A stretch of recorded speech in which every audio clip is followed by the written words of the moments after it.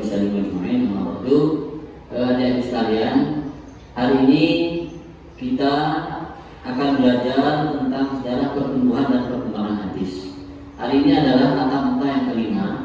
Sebelumnya kita sudah mempelajari di tatap muka kedua, kita belajar tentang pengertian hadis dan unsur-unsurnya. Di tatap muka yang kedua, kita belajar tentang perbedaan antara tatap muka yang ketiga, kita belajar tentang perbedaan antara hadis, sunnah, khobar, dan athar serta hadis qudsi. Pada tatap muka yang keempat, kita belajar tentang kedudukan hadis dan fungsinya terhadap Al-Quran. Dan pada tatap muka yang kelima ini, kita akan belajar tentang sejarah pertumbuhan dan perkembangan hadis. Sebelum itu, mungkin kita absen dulu melalui syahadat. Ada beberapa yang tidak masuk ya, izin ya. Oke. Nanti untuk absen manualnya bisa kita lakukan setelah pelaksanaan mata kuliah. Perlu diketahui bahwa capaian pembelajaran mata kuliah studi hadis, capaian pembelajaran mata kuliah ini hari ini, pertemuan kali ini tentang sejarah pertumbuhan dan perkembangan hadis. Nanti setelah mempelajari mata kuliah ini, kalian diharapkan untuk mengetahui sejarah pertumbuhan dan perkembangan hadis. Bagaimana sejarah pertumbuhan dan perkembangan hadis? Sampai mengetahui itu. Kemudian yang kedua, memahami, tidak hanya tahu tapi juga paham bagaimana urgensinya, pentingnya belajar sejarah pertumbuhan dan perkembangan hadis. Yang ketiga,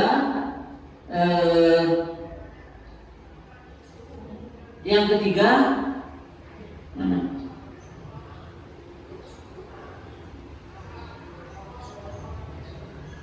Yang ketiga, mampu menjelaskan bagaimana sejarah pertumbuhan dan perkembangan hadis. Di yang keempat, mampu mengklasifikasikan. Selanjutnya kita masuk ke materi periodisasi perkembangan dan pertumbuhan hadis. Ini secara sederhana bisa dipetakan ke dalam 5 periode ini: asrul wahyi wa takwin, asrul tatabbur wa taklil riwayat, asrul intishar wa riwayat dan ansor, asrul kitab wa tanwin, dan asrul tajwid wa tamkin. Yang pertama tentang penulisan hadis pada masa Nabi. Sebelum kita mendiskusikan dan mempelajari tentang ini, barangkali ada di antara mahasiswa yang tahu bagaimana Kanjeng Nabi menyampaikan hadis pada masa itu, seperti apa? Mungkin ada yang mau menjawab? Yang tahu bagaimana Kanjeng Nabi menyampaikan hadis? Oke, amin. Melalui pidato Kanjeng Nabi saat di masjid, di mimbar. Terus yang lain? Saya, Pak. Ya. Saat itu ada insiden, misalnya Pak, ada kejadian nanti sahabat sedang junub misalnya ya. Dulu sahabat itu kan nggak tahu. Jadi kalau junub itu Kalau nggak nemu air itu membunyikan badannya di debu. Oke. Nah, kemudian disampaikan jawabannya Kanjeng Nabi. Ada yang melalui pidato secara resmi di masjid, di mimbar-mimbar, ada yang melalui insiden, atau yang lain mungkin barangkali ada yang menambah dari keluarganya seperti sejarah. ada sahabat-sahabat tertentu. Jadi penyampaian hadis itu ada yang di muka umum di hadapan para sahabat, ada di sahabat-sahabat tertentu seperti istrinya Kanjeng Nabi waktu itu berduaan dengan istrinya, misalkan apa yang ditanya oleh istrinya kemudian dijawab oleh Kanjeng Nabi, apa yang dipaparkan oleh Kanjeng Nabi itu selanjutnya menjadi hadis. Begitu. Masa yang pertama yaitu asrul wahyi wa asrul takwin. Masa penulisan hadis pada masa Kanjeng Nabi, pada masa hadis itu diwahyukan kepada Kanjeng Nabi. Tadi sudah teman-teman jelaskan bahwa penyampaian hadis oleh Kanjeng Nabi kepada sahabat itu variatif ya. Ada yang melalui pidato di mimbar masjid, ada yang melalui insiden, ada yang disampaikan melalui sahabat-sahabat tertentu, misalkan istrinya atau orang-orang yang selalu dekat dengan Kanjeng Nabi Shallallahu Alaihi Wasallam. Nah, tentang hadis itu sendiri perlu diketahui oleh adik-adik sekalian bahwa hadis itu tidak lantas kemudian pada zamannya Kanjeng Nabi langsung berbentuk menjadi Sahih Bukhari seperti ini. Enggak. Di zamannya Kanjeng Nabi itu hadis masih belum terbukukan. Masih ada di hafalannya para sahabat. Jadi orang-orang dulu itu cerdas, daya ingatannya kuat. Jadi hadis itu tidak langsung menjadi Sahih Bukhari, belum ada Sahih Bukhari di zamannya Kanjeng Nabi. Tapi ada diingatannya para sahabat. Nah, tentang hadis itu pada zamannya Kanjeng Nabi, justru penulisan hadis pada zamannya Kanjeng Nabi itu tidak mendapatkan persetujuan. Kalau setujui, kalau ya itu Kanjeng Nabi. Kenapa? Karena pada waktu itu umat Islam fokusnya pada Al-Quran, sehingga dikhawatirkan hadis jika ditulis bercampur dengan Al-Quran. Kemudian yang kedua, kuatnya hafalan para sahabat. Yang kedua, yaitu masa Khulafaur Rasyidin dan sahabat besar, atau asrul tasabbut wa taqlil riwayat. Pada masa ini disebut dengan asrul tasabbut dan wa taqlil riwayat. Maksudnya adalah masa penetapan hadis, masa legitimasi hadis, dan penyempitan riwayat atau seleksi riwayat. Jadi pada zaman Khulafaur Rasyidin ini, terutama di zamannya sahabat Abu Bakar saat menjadi khalifah dan Umar, ini seleksi hadis diperketat. Tidak sembarang orang, tidak sembarang sahabat yang mengaku punya hadis, lantas kemudian hadisnya ditetapkan sebagai hadis, tidak. Itu harus ada saksi.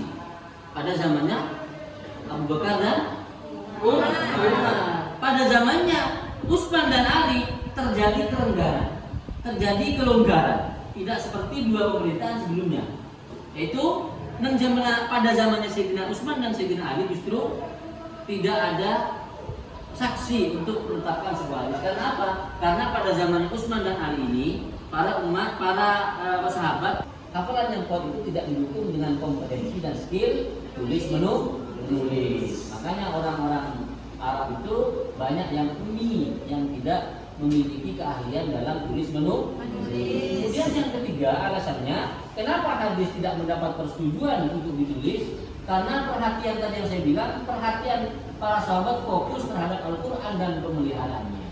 Dan yang terakhir, ini yang menjadi penegas, ada larangan khusus dari Kanjeng Nabi, bahwa Kanjeng Nabi pernah bersabda, la taktubu anni ghairul Quran, faman kataba minni ghairul Quran falyamhuhu.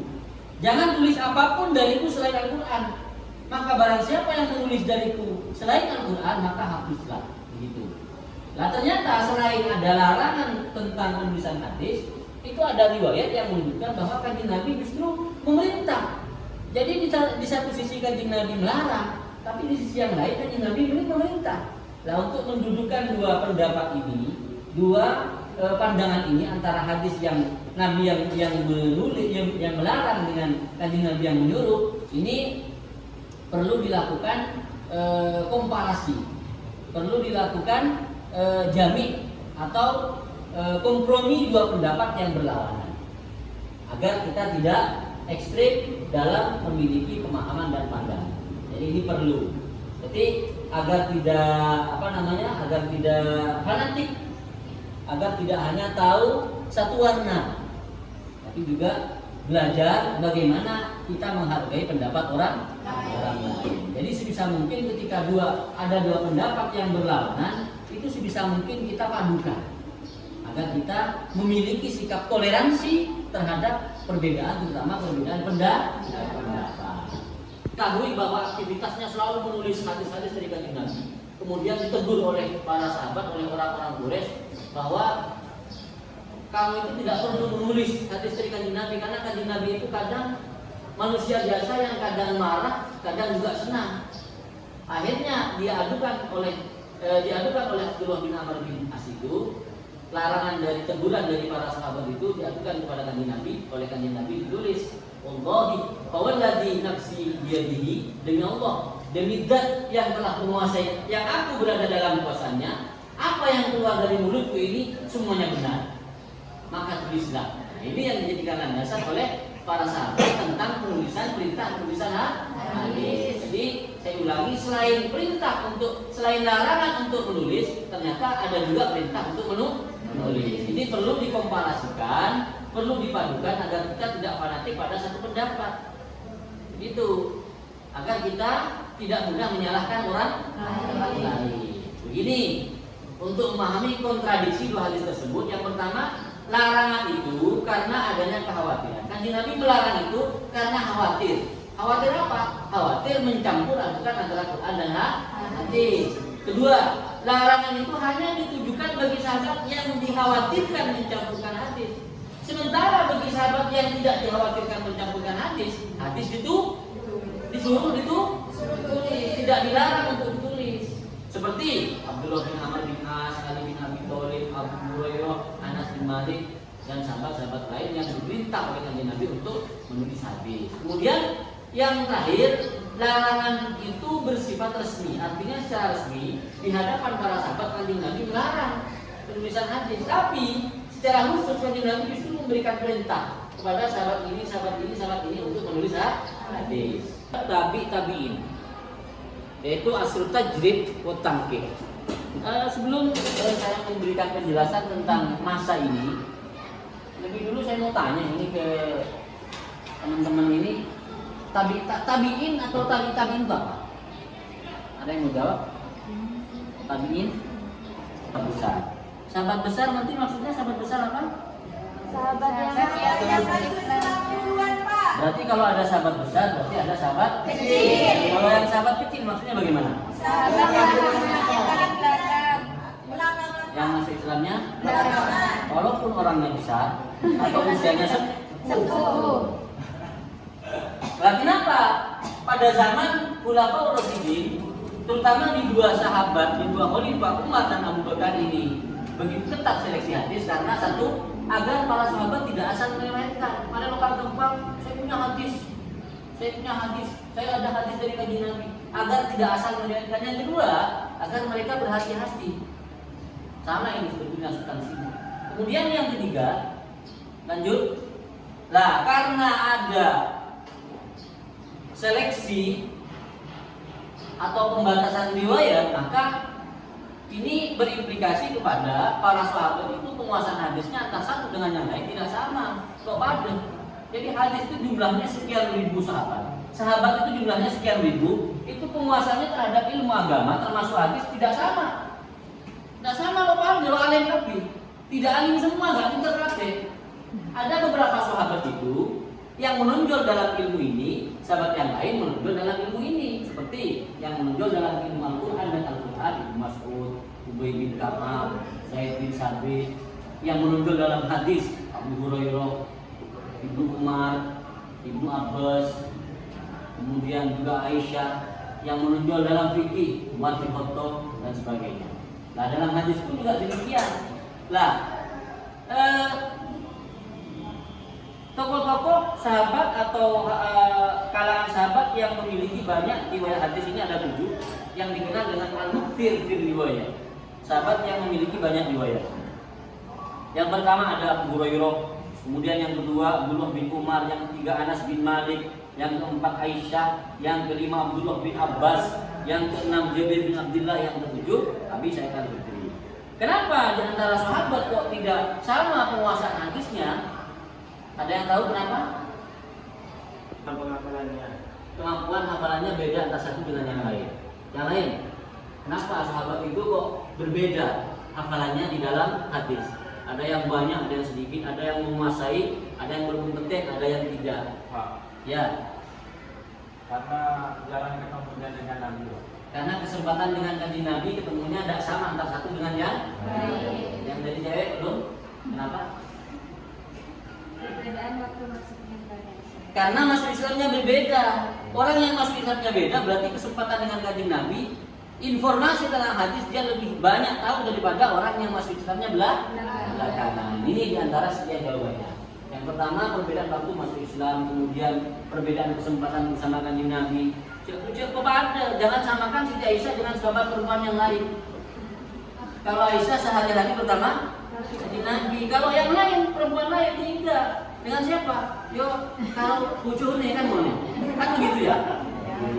Nah ini meniscayakan penguasaan hadis Siti Aisyah sama dengan tidak sama dengan sahabat-sahabat yang lain, bahkan sama-sama istri Kanjeng Nabi pun ternyata Siti Aisyah ini penguasaan hadisnya lebih dominan daripada istri Nabi yang lain. Kemudian alasan yang ketiga, perbedaan kesanggupan bertanya. Artinya walaupun masuk Islamnya belakangan, walaupun kesempatan dengan Kanjeng Nabi tidak intens, tapi dia rajin bertanya.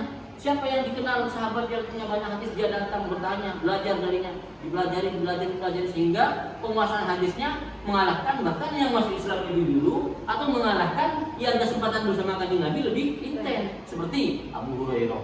Kemudian yang terakhir, perbedaan usia yang panjang. Sahabat yang panjang usianya ini loh, dia juga berpotensi mendapatkan atau memiliki hadis lebih banyak daripada sahabat-sahabat yang lain. Kenapa? Ya karena selain memiliki kesempatan bertanya, dia berkesempatan dengan kanjeng Nabi juga lah. Terus yang ketiga, masa sahabat kecil. Saya ulangi, tadi apa yang maksud dengan sahabat kecil? Sahabat yang masuk Islam belakangan. Oke, yang masuk Islamnya belakangan. Nah, masa ini asrul intishar wa riwayah ilal amsor. Hadis itu disebar ke seluruh penjuru dunia. Kenapa? Karena Islam itu tidak hanya berpusat di kota Mekah dan Madinah, tapi juga menyebar ke berbagai negara. Ke Mesir, ke Irak, ke Syria, ke Syam, ke Basrah, ke Kufah. Bahkan tidak hanya di daratan Timur Tengah, tidak hanya di daratan Hijaz, tidak hanya di Asia Barat, tapi juga go Afrika, ke Maroko. Maroko kan Afrika. Termasuk juga Mesir sebetulnya Afrika. Terus ke Eropa juga, Eropa ke Spanyol, Andalus dan Turki. Nah ini para sahabat itu menyebar ke berbagai negara itu. Ada yang menyebarnya itu karena jabatan politik, karena setelah daerah-daerah negara-negara yang saya sebutkan tadi itu dikuasai oleh orang Islam, maka gubernurnya, pimpinan pemerintahnya, pimpinan daerahnya itu dipegang oleh orang Islam. Ada di wilayah Syam itu namanya Muawiyah, di Mesir namanya. Negara ini murid-muridnya mendirikan pusat-pusat pembinaan hadis. Ini ada di Madinah sendiri yang memang menjadi pusat ilmu pengetahuan hadis pada waktu itu. Kemudian ada Mekah, Kufah, Basrah, Irak, Yaman, Mesir, Syam, Andalus. Ini para sahabat diutus ke masing-masing tempat itu untuk menjadi pejabat politik pemerintahan Islam, selain juga membawa misi agama dan penyebaran ilmu pengetahuan agama termasuk hadis. Khawatir apa? Khawatir meninggalnya dengan adanya para sahabat atau sahabat-sahabat senior yang sudah meninggal, yang hafal hadis banyak itu meninggal. Beliau itu khawatir hadis itu punah, sama dengan kekhawatiran beliau dulu pada saat Al-Quran. Al-Quran itu kan ide dibukukannya kan karena sahabat-sahabat penghafal Al-Quran itu kan yang meninggal, banyak yang meninggal di perang Yamamah itu. Maka muncul kemudian ide dari Umar bin Khattab untuk membukukan Al-Quran. Jadi dua Umar ini berdasar besar terhadap sumber ajaran Islam. Yang pertama Umar bin Khattab, beliau itu adalah inisiator dari dibukukannya Al-Quran, walaupun terlaksananya pada saat masanya Khalifah Utsman. Yang kedua Umar bin Abdul Aziz, ini masih cucunya ini, adalah khalifah yang memiliki gagasan untuk membukukan hadis. Yang kedua alasannya Umar bin Abdul Aziz membukukan hadis menjadi satu kitab karena Al-Quran sudah tersebar dan menjadi satu mushaf, sehingga kekhawatiran untuk Al-Quran bercampur padu itu sudah tidak muncul lagi karena sudah menjadi kitab Al-Quran, sudah menjadi mushaf. Jadi tidak mungkin tidak ada kekhawatiran hadis itu dicampurkan dengan Al-Quran. Kemudian yang ketiga, pada masanya Umar bin Abdul Aziz ini antara hadis palsu itu berseliweran. Boleh temu. Perseteruan politik pada waktu itu sangat tegang. Yang sebelumnya ada perang Siffin dan perang Jamal pada eranya Muawiyah, Abi Sufyan dan Sayyidina Ali bin Abi Thalib. Ini pendukung-pendukungnya orang-orang yang fanatik terhadap Sayyidina Ali dan orang-orang yang fanatik terhadap Muawiyah ini berani membuat hadis untuk mendukung dan menjustis kepentingan mereka. Yang Ali, seorang pendukung Ali membuat hadis untuk mengkultuskan Sayyidina Ali. Yang pendukung Muawiyah juga sedemikian. Selain itu, selain untuk mendongkrak kredibilitas, selain mendongkrak elektabilitas bahasa politiknya, selain mendongkrak citra diri masing-masing tokoh yang dielulukan, ternyata mereka tidak hanya begitu, mereka juga menjelek-jelekan masing-masing. Berani membuat hadis untuk menjelek-jelekan Sayyidina Ali, berani membuat hadis menjelek-jelekan Muawiyah. Lah, itu berkembang sampai hadis-hadis palsu itu caci maki itu disebar di mimbar-mimbar khutbah.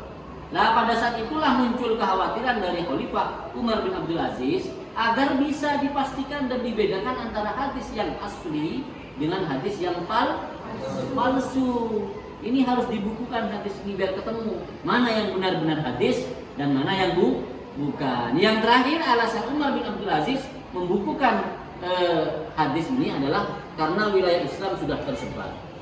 Islam wilayahnya sudah tersebar kemana-mana, jadi perlu pembukuan hadis. Nah, sejak itulah hadis itu ditulis dan juga berbentuk tim. Tokoh utamanya adalah Az-Zuhri, Ibnu Syihab Az-Zuhri, dan gubernur Madinah pada waktu itu yang namanya Abu Bakar bin Hazm.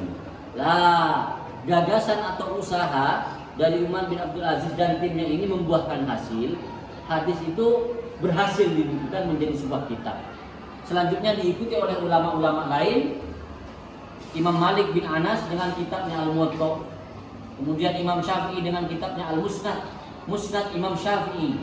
Nah, kitab hadis ini yang dua ini, Muwatta dan Al-Musnad ini sampai sekarang masih eksis dan bisa dinikmati dan dipelajari oleh kita. Nah, selanjutnya setelah masuk Muwatta, Imam Syafi'i oleh Musnad, yang mana tabi'in dengan hadis dia seleksi. Ditulis sebagaimana pendahulunya berbentuk kitab tapi seleksi. Cuma Imam Malik dia kayak nulis pelolong dihitung, jadi lo itu mau sesuai setengah, lalu pelolong tapi pelolong tapi antara sahih di bahasa pelolong tapi. Dan zaman Asrul Tajrid wa Tangkir ya, zaman seleksi hadis. Zaman hadis itu diseleksi antara mana yang sahih dan mana yang hasan, mana yang termasuk yang maudhu, sehingga muncul kitab generasinya Imam Tirmidzi, Imam Nasa'i, Ibnu Majah, Abu Dawud, ada generasinya malah Imam Malik. Mereka itu hidup generasinya pada zaman tabi. Nah, ini selesai. Setelah ini kita akan membentuk tim, membentuk tugas untuk mendiskusikan apa kesimpulan dari setiap periode dan generasi yang sudah saya jelaskan tadi. Silakan membentuk tim, kalian membentuk tim. Melihat, silakan bentuk grupnya, kelompoknya masing-masing, diskusikan masing-masing kelompok. Kelompok A, coba perhatikan, kelompok A, kamu kelompok A mendiskusikan nanti memberikan presentasi singkat tentang hadis pada masanya Kanjeng Nabi, pada masa Kanjeng Nabi. Kemudian kelompok kedua, kamu mendiskusikan hadis pada masanya Khulafaur Rasyidin dan sahabat besar. Kemudian kelompok tiga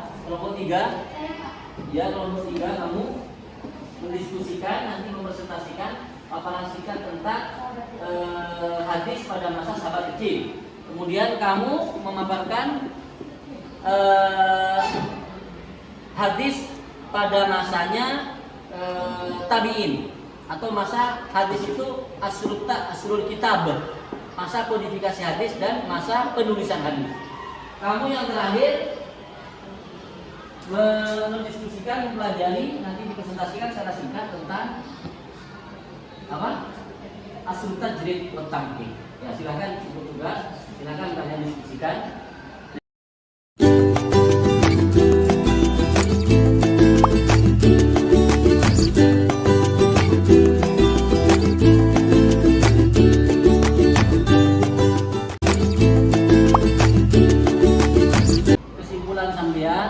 Pemahaman sampean tentang pertumbuhan dan perkembangan hadis pada masa ini bagaimana? Kelompok A, silakan.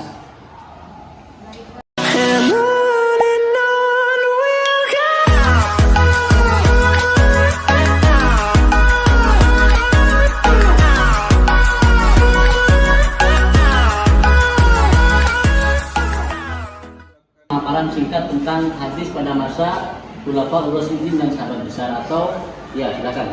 Jadi kami dari kelompok 2 ingin memaparkan periode perkembangan dan pertumbuhan hadis yang kedua, yaitu asrul tasabut wa taqlil riwayat. Zaman di mana hadis ini ditetapkan dan dibatasi riwayatnya. Ini terjadi pada zaman Khulafaur Rasyidin, yaitu zaman Sayyidina Abu Bakar, Sayyidina Umar, Sayyidina Utsman, Sayyidina Ali radhiyallahu anhu. Jadi di zaman dua Abu Bakar dan Umar memang hadis ini ditetapkan dan dibatasi secara benar-benar. Mengapa? Karena di zaman ini masih tidak ada kepentingan politik dan lain-lain. Sedangkan di zaman Sayyidina Utsman dan Sayyidina Ali mulai agak longgar pembatasan dan penetapan hadis ini. Kenapa? Karena di zaman Sayyidina Utsman dan Sayyidina Ali disibukkan oleh kepentingan politik yang terjadi konflik. Oke, tepuk tangan buat kelompok kedua. Kalau dalam perkembangan hadis bisa disebutkan bahwa hadis itu melewati masa dan waktunya, tidak ujung-ujung kemudian menjadi sebuah kitab seperti ini, tapi juga melalui proses perjalanan yang panjang untuk kemudian bisa kita pelajari dengan mudah seperti sekarang. Malah sekarang kita mempelajarinya dengan digital, kitab bisa diakses melalui handphone, kitab bisa diakses melalui komputer dan sebagainya. Kalau dulu di zamannya Nabi, hadis itu dilarang ditulis. Yang diandalkan adalah hafalan yang diandalkan oleh para sahabat. Jadi hafalan para sahabat itu kuat-kuat, sehingga ada yang menghafal hadis 5.000, 4.000 dan seterusnya. Kemudian di masa Khulafaur Rasyidin, hadis itu mengalami seleksi untuk disampaikan. Jadi tidak sembarang orang mengaku punya hadis itu kemudian diterima hadisnya. Malahan pada zamannya Umar dan Abu Bakar, orang yang mengaku punya hadis itu harus dimintai saksi. Sebaliknya pada dua khalifah setelahnya itu ada semacam kerenggangan, sehingga orang yang punya hadis itu tidak seketat dan selektif pada masanya Abu Bakar dan Umar. Kenapa? Karena pada masa ini umat Islam disibukkan dengan urusan politik, situasi politik yang tidak kondusif, terjadi konflik, puncaknya hingga pada masa pembunuhan Utsman, dan itu terus berlanjut pada masa perang Jamal dan perang Siffin. Nah itu kemudian muncul hadis-hadis palsu yang digunakan oleh kelompok-kelompok tertentu untuk mendukung kepentingan kelompoknya. Yang pro Ali membuat hadis untuk mengkultuskan Sayyidina Ali dan menjelek-jelekan Muawiyah. Yang pro Muawiyah mengkultuskan dan mendukung hadis, membuat hadis yang mendukung Muawiyah dan menjelek-jelekan Sayyidina Ali. Begitu seterusnya hingga sampai pada masanya Khalifah Umar bin Abdul Aziz, baru gagasan hadis itu bukan muncul. Baru kemudian Umar bin Abdul Aziz bersama timnya Ibnu Syihab Az-Zuhri berinisiatif untuk mencatat hadis. Selain alasan karena berseliweran dan bersebarnya hadis-hadis palsu, alasan lain adalah karena wilayah Islam sudah tersebar luas. Jadi memungkinkan hadis itu tidak hanya dipelajari oleh orang daerah-daerah kekuasaan Islam yang lama, tapi daerah-daerah kekuasaan Islam yang baru juga meniscayakan belajar hadis, termasuk diantaranya kekhawatiran dari dari Khalifah Umar bin Abdul Aziz bahwa para penghafal hadis itu sudah banyak yang meninggal, sehingga dikhawatirkan hadis itu akan punah. Oleh sebab itu, hadis itu diinisiasi oleh Umar bin Abdul Aziz dibuka menjadi kitab. Baru pada saat itu menulis kitab hadis seperti Imam Malik, Al-Muwatta, Imam Syafi'i dengan Al-Musnad. Terus berlanjut ke generasi setelahnya. Pada masa generasi setelahnya, yaitu hadis diseleksi lagi. Kalau pada zamannya Imam Malik bin Anas dan Imam Syafi'i, hadis itu disusun, tidak memperhatikan mana yang sahih, mana yang dhaif dan seterusnya. Pada zaman ini, ulama yang hidup pada waktu itu justru memberikan perhatian untuk lebih selektif dalam menilai kualitas hadis, memberikan penilaian terhadap kualitas hadis. Ada Imam Bukhari yang menulis kitab hadis yang sahih saja. Ada Imam Muslim, kemudian diikuti oleh ulama-ulama yang lain, Imam Tirmidzi, Imam Nasai, Ibnu Hibban, Ibnu Majah, Abi Daud dan seterusnya. Nah, pada generasi setelahnya muncul gagasan lain untuk memberikan komentar dan syarah terhadap hadis-hadis yang sudah ada, seperti Sahih Bukhari misalnya menjadi Fathul Bari, Irsyadus Syari, Umdatul Qari. Sahih Muslim misalnya menjadi kitab Syarhun Nawawi ala Muslim. Kemudian Asyuti juga memberikan syarah terhadap kitab Al-Muwatta. Syarah ini dipandang perlu oleh ulama yang hidup pada generasi setelah tabi'in itu, karena pemahaman umat Islam terhadap bahasa Arab tidak sama antara satu dengan yang lain. Karena bahasa Arab saja tidak menguasai, bagaimana dengan makna dan kandungan hadis. Jadi perlu tokoh yang berkompeten dan memiliki skill di bidang ini untuk memberikan penjabaran tentang apa maksud dan makna dari hadis ini, dari hadis itu dan seterusnya. Lalu itu hadis itu ditulis sampai sekarang. Kalau sekarang sudah terjemahan.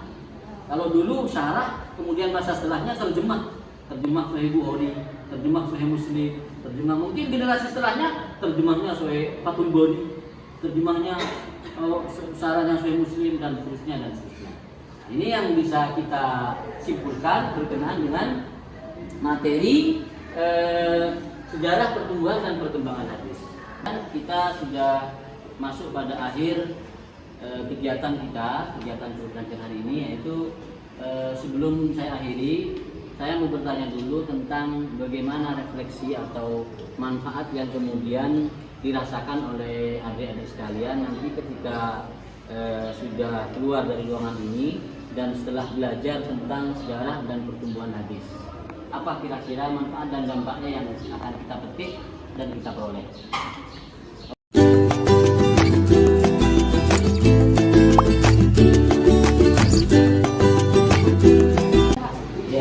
Sedikit tambahan, dari kita belajar sejarah pertumbuhan dan perkembangan hadis, di mana dapat membantu kita menilai apakah hadis tersebut dapat dipercaya atau tidak. Oke, kira-kira dengan belajar sejarah pertumbuhan dan perkembangan hadis ini, kemudian unsur moderasi beragamanya yang berhubungan dengan materi ini, kira-kira apa yang bisa dikaitkan, diintegrasikan? Jika diintegrasikan dengan moderasi beragama tentang sejarah pertumbuhan dan perkembangan hadis ini, kalau kita mengetahui sejarah tersebut, kita dapat menghindari ekstremisme dan kekerasan dalam beragama. Nah, dengan itu kita itu tidak mudah dalam mengartikan sebuah hadis dan juga mencegah kita salah menafsirkan ajaran hadis. Ya, karena ekstremisme dan intoleransi itu dimunculkan dan disebabkan oleh kesalahan dalam pemahaman teks-teks agama yang salah memaknai sebuah hadis, salah memaknai teks Al-Qur'an. Gitu. Oke, kita cukupkan pembelajaran kita pada hari ini. Kita kasih applause buat kita semua.